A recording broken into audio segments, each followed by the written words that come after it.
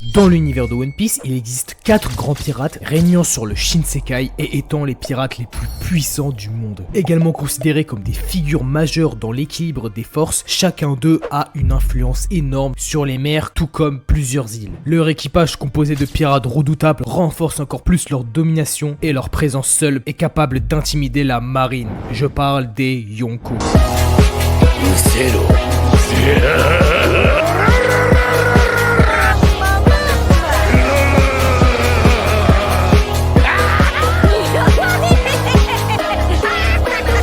Les amis, aujourd'hui on va parler des empereurs de One Piece et voir ensemble si ce statut est simple ou très compliqué à acquérir. Mais d'abord faisons un rappel de qui s'est déjà vu posséder ce titre. A commencer par la créature la plus forte du monde, Kaido aux 100 bêtes. Grâce à une combinaison de force brute, de résilience exceptionnelle ainsi que de conquête impitoyable, il a su gravir les échelons pour atteindre ce statut redoutable. Big Mom, de son vrai nom, Charlotte Lin Lin, avec sa puissance extraordinaire mais aussi de son ambition à devenir impératrice, elle ne tardera pas à contrôler un vaste réseau de territoire et d'alliés dans le nouveau monde. Voici comment elle est montée au rang d'empereur. Akagami no Shanks, devenu Yonko grâce à sa force, son charisme ainsi que les alliances stratégiques qu'il a nouées au fil du temps. Il est clair qu'un homme comme lui se devait d'atteindre ce titre. Edward Newgate, alias Barbe Blanche, il est devenu Yonko grâce à sa force personnelle exceptionnelle, un équipage redoutable et une influence massive dans le nouveau monde. Barbe Noire ou Marshal Ditich, suite à une série d'événements stratégiques et impitoyables, il réussira à se frayer un chemin rapidement dans le monde de la piraterie. Et pour terminer, Monkey D. Luffy, bon bah là, si t'as pas suivi l'animé, je peux rien faire. Ah oui aussi, Baggy le clown, devenu Yonko en raison de certaines circonstances favorables et de malentendus qui ont contribué à exagérer sa réputation, Baggy le clown a finalement pu devenir empereur. Bon, vous vous en doutez, être Yonko c'est vraiment un grand titre. Mais maintenant la question c'est, est-ce que c'est facile? Et pour bien répondre à la question, je vais la détailler avec deux aspects, être et devenir. Car oui, devenir Yonko c'est une chose, mais être c'est autre chose. Si vous avez été attentif, vous n'êtes pas sans savoir que ces gens-là possèdent une puissance individuelle. Ils possèdent simplement une force monstrueuse, rivalisant avec les amiraux de la marine. Ils ont une maîtrise du haki très avancée et ont tous pratiquement des fruits du démon incroyablement puissants. Et ça, ce n'est rien qu'à eux tout seuls, car être Yonko, c'est aussi un équipage d'élite. Ces gars-là se doivent d'avoir un équipage de calibre supérieur, avec de grands subordonnés. Tiens, par exemple, les commandos de Big Mom. Sans équipage loyal et redoutable, sachez qu'il serait impossible de maintenir ce statut. Et vous pensez que ça s'arrêtait là? Non, les Yonko veulent conquérir et doivent posséder des territoires et avoir une influence. Cela leur permet protection en échange de tribus, mais comme vous avez pu le constater dans la série, la gestion de ces territoires et la défense contre d'autres pirates ou la marine demandent des ressources énormes. Et je vous ai dit que devenir et être c'était pas la même chose. Et bah attendez-vous à une rivalité constante. Les Yonko sont constamment en compétition. Ils surveillent les mouvements des autres empereurs, de la marine et bien sûr des superpuissances. En gros, le moindre faux pas peut entraîner une guerre totale ou la perte de leur statut. Enfin, en tant que Yonko des mers, soyez prêts à être la cible des ennemis puissants. Vous serez un ennemi prioritaire pour la marine, le gouvernement mondial, les autres pirates et même certains révolutionnaires. Au final, non, c'est pas facile. Ça demande un niveau de puissance, d'influence et de stratégie qui dépasse largement celui des pirates ordinaires.